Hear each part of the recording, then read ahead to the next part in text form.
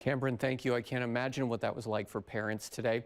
So many times after incidents like this, we're left wondering what went wrong that led to this tragedy. Well, tonight, the district talked about what went right. The superintendent says the district and the community has taken steps to protect their students from school shooters, and today it worked.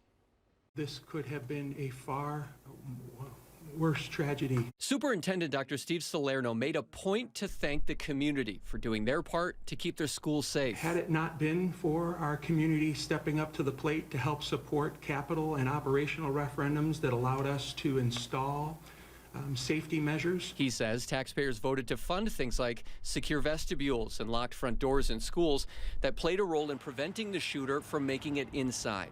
So did staff, who during a terrifying moment followed their training. Our secretaries, our administrative assistants are just worth their weight in gold.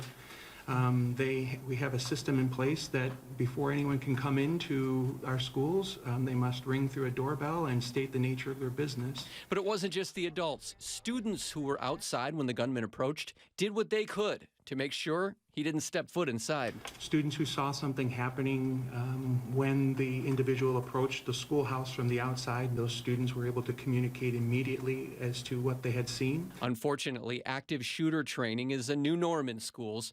Mount Horeb showed just how important it is. All of the training that we've provided to our students and staff played a pivotal role in protecting everybody's interests.